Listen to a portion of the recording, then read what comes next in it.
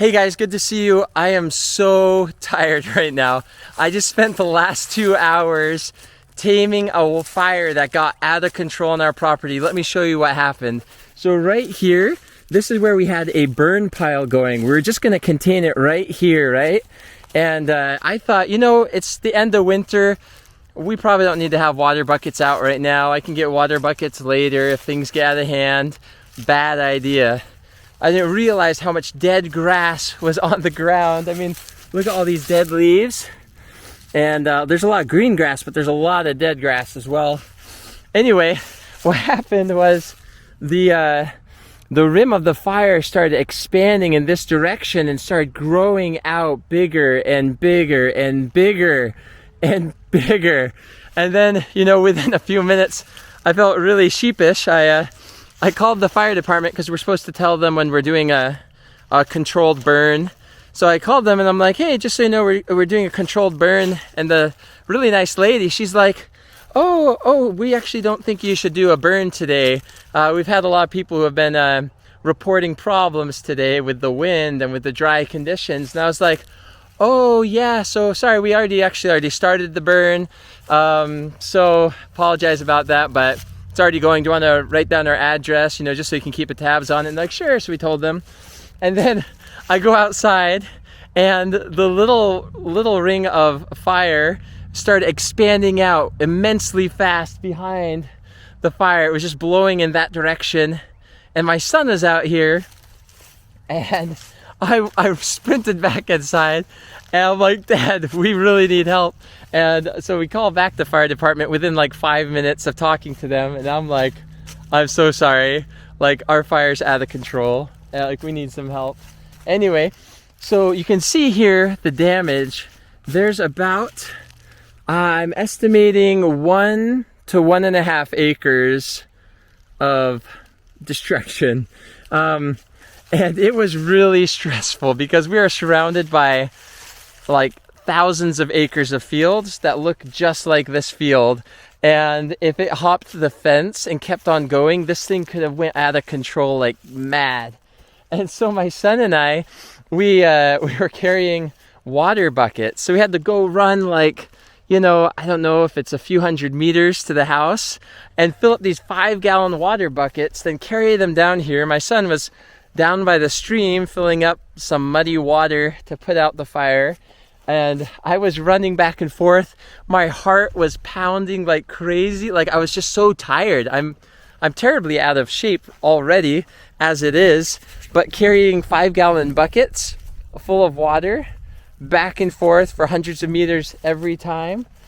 And just seeing this massive, wall of smoke growing ever bigger and encroaching on our neighbor's property. It was pretty stressful, but I said some prayers. I say prayers, silently in my head, but this was one of those times where I'm getting a little panicky.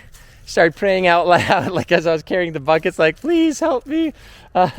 And answered the prayer. The wind that was going in that direction, it kind of calmed down and slowed down the fire quite a bit. But yeah, it was just intense. I mean, the fire on this side, it was crawling towards this little strip of woods there. I could have burnt down those trees. You can see on the property line there, the fire went right up to the edge of our property. And the only reason it stopped burning was because there's a bunch of cows that go around that area all the time.